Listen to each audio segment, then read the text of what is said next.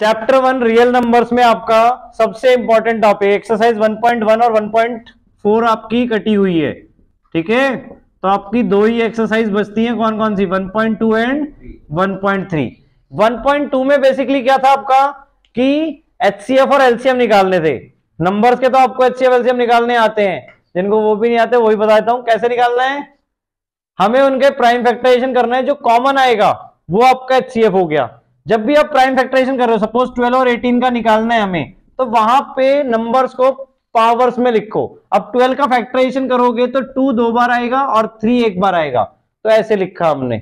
और 18 को 2 इंटू 3 का स्क्वायर, क्लियर, 3 दो बार दिखेगा आपको फैक्टराइजेशन में, और इंटू 2, तो ऐसे लिखा पहले हमने। अब जब आपको एचसीएफ निकालना है तो आपको क्या करना है, कॉमन नंबर्स देखने वहां पे कौन कौन से आ रहे हैं, 2 और 3 आ रहे हैं दोनों, तो 2 और 3 लिख दिया। अब उनकी लीस्ट पावर देखनी है कम से कम। अब यहाँ पे 2 की पावर 2 है और यहाँ पे 2 की पावर 1 है, तो यहाँ पे एचसीएफ में लीस्ट पावर यानी कि 1 आएगी। सेम एज 3 की देखें, यहाँ पे पावर 1 है, यहाँ पे 2 है, तो 3 की पावर 1 आएगी। तो एचसीएफ क्या हो गया हमारा 6।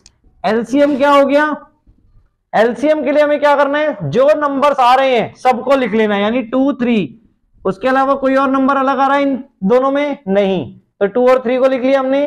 अब उनकी हाईएस्ट पावर लिखनी है।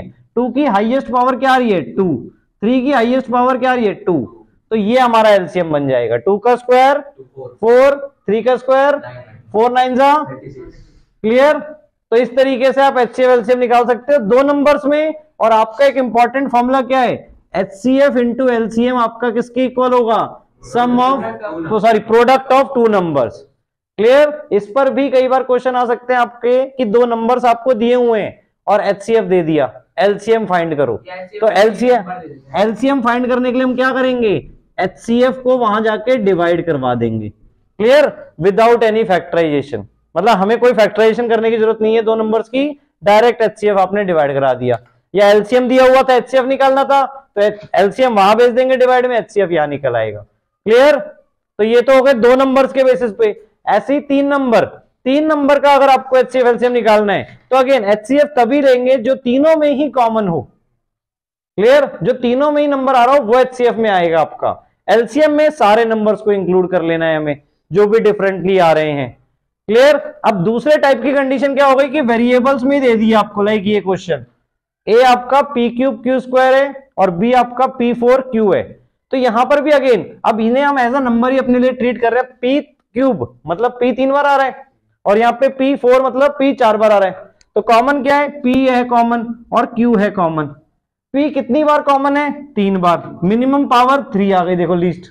q की मिनिमम पावर क्या है 1, तो एचसीएफ आपका p³ q1 यानी p³ q सिंपली हो गया, क्लियर। एलसीएम के केस में p और q दोनों आ रहे हैं, दोनों लिख लिए, और उनकी हाईएस्ट पावर, क्लियर, तो p4 और q स्क्वायर। सो बेसिकली समझ में आया करना क्या है हमें, चाहे बड़े से बड़ा नंबर हो, हमें क्या करना है, उनको पावर्स में कन्वर्ट कर लो, और जो नंबर कॉमन आ रहा है उसकी लोवेस्ट पावर लेनी है तो एचसीएफ आ जाएगा। सारे नंबर्स को काउंट कर लिया और उनकी हाईएस्ट पावर ली तो एलसीएम आ जाएगा, क्लियर। और relation between HCF and LCM most important, that is A into B. Clear हुआ यहां तक चैप्टर 1 में, ये आपका पूरा 1.2 एक्सरसाइज में है। नाउ 1.3 में अब 2 टाइप के क्वेश्चंस हैं। एक तो दैट इज √3 आपको इररेशनल प्रूफ करना है, √3 हो गया, √5 हो गया, √7 हो गया या √2 हो गया, इन सबको आपको इररेशनल प्रूफ करना है। तो उसके लिए हम क्या करते थे, याद करो, पढ़ा हुआ है ना सबने, क्या पहले हम एज्यूम कर रहे हैं कि ये रैशनल है हमारा, लेट √3 बी रैशनल, ठीक है। इसके क्वेश्चन की वीडियो पहले भी बनाई हुई है, ठीक है, वो डाल दूंगा मैं, देख लेना ध्यान से। √3 रैशनल है हमारा, ठीक है। सो उसके बेसिस पे हम क्या लिख सकते हैं इसे, a/b, स्क्वायरिंग बोथ साइड कर देंगे और उससे हम दोनों को 1 बाय 1, एक बार a को हम फैक्टर दिखा देंगे 3 का मल्टीपल और एक बार b को मल्टीपल दिखा देंगे 3 का, यानी दोनों में ही a और b में 3 मल्टीपल आ जाएगा, क्लियर। तो 3 मल्टीपल आ रहा है मतलब दोनों ही 3 के फैक्टर्स हैं, 3 दोनों में ही यानी कि फैक्टर हो गया बेसिकली, क्लियर। बट हमने यहां पे रैशनल बोला था, उस टाइम पे क्या बोला था कि √3 a/b के इक्वल होगा where a and b are coprime integers, a and b are coprime integers. Coprime integers क्या होते हैं? जिनमें कुछ भी कॉमन नहीं होता है। बट बाद में हमने क्या दिखा दिया कि दोनों में 3 कॉमन आ रहा है फैक्टर। क्लियर? जो कि हमारी इस चीज को गलत प्रूफ कर रहा है। अब ये गलत क्यों प्रूफ कर रहे हैं? क्योंकि हमने जो लेट किया था, एज्यूम किया था, वो ही हमारी एजम्पशन रॉन्ग थी। सो इसलिए यानी √3 रैशनल नहीं हो सकता है। तो फाइनली हम क्या बोल सकते हैं कि √3 हमारा इरैशनल होगा। क्लियर? एक तो इस टाइप का क्वेश्चन है आपका। दूसरा आपका क्वेश्चन है दैट इज कि prove that 2 plus √5 like is an irrational and it is given that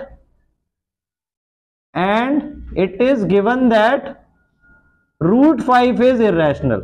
यानी आपको वहां पे दिया हुआ है कि √5 इररेशनल है। क्लियर? आपको √5 को अलग से प्रूफ नहीं करना, √5 इररेशनल दिया हुआ है। अब आपको प्रूफ करना है 2 plus √5 भी इररेशनल है। तो ये हम कैसे प्रूफ कर सकते हैं?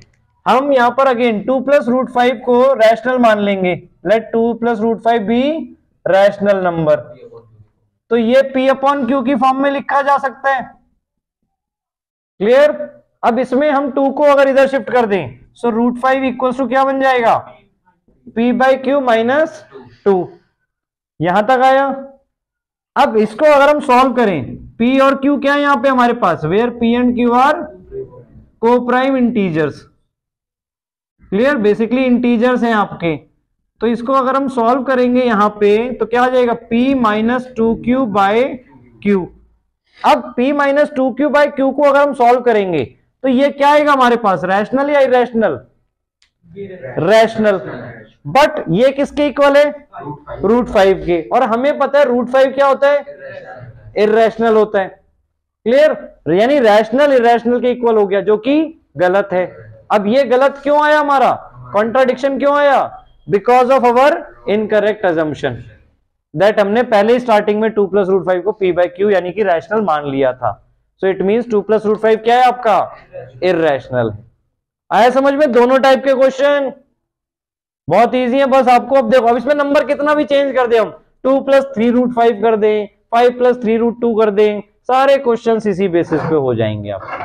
क्लियर? आपको उनको 1 by 1 इधर शिफ्ट करना है, इधर दिखा देना ये रैशनल बन गया है और ये हमें गिवन रहेगा क्वेश्चन में कि पहले से ही रैशनल था।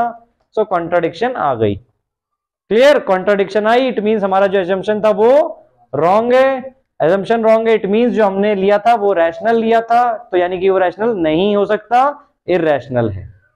क्लियर हुआ? इस चैप्टर में तो बेटा फुल आउट ऑफ फुल आने चाहिए हमेशा। इसमें तो 3, 4 या 5 नंबर का भी चैप्टर अगर है ये बोर्ड्स में तो फुल स्कोर कर सकते हो इसमें। ठीक है? और कोई डाउट्स है तो पूछो।